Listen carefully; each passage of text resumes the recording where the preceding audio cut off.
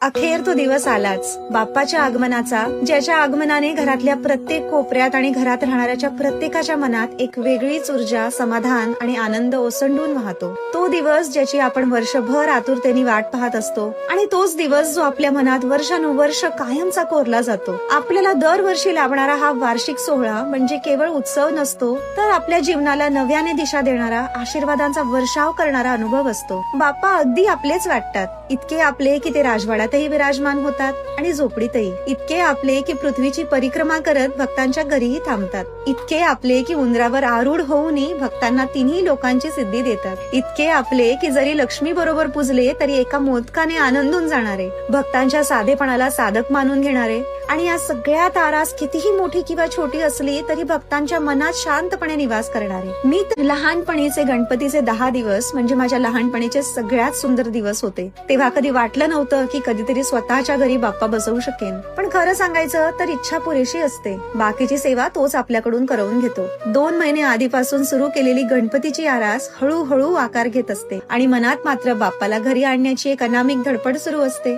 मूर्ती निवडताना अशी मूर्ती जिचे डोळे जणू की आपल्याचकडे बघतायत. सकाळी लवकर उठायचं, स्थापनेची तयारी, नैवेद्य, बाप्पाच्या आवडीचे मोदक तर स्वतःच्या हाताने बनवायचे. 5ही दिवस रोज वेगवेगळा नैवेद्य, आरती. बरं ते आपल्याकडे 1.5 दिवस बसू देत, 3, 5, 7 किंवा 10. विसर्जनाचा दिवस मात्र आला की डोळ्यात नकळत पाणी येतं आणि मनात एकच इच्छा उरते की हा उत्सव असाच 365 दिवस चालावा. परदेशात राहणारा पण महाराष्ट्रात जन्मलेला असा प्रत्येक माणूस या दिवसात खूप होमसिक असतो. आपल्यासाठी गणपती म्हणजे एक आशा, एक प्रेरणा, एक नातं जे आपण कुठेही राहिलो तरी तुटत नाही, कारण बाप्पा म्हणजे आपले आणि तेही अगदी लाडके, नाही का?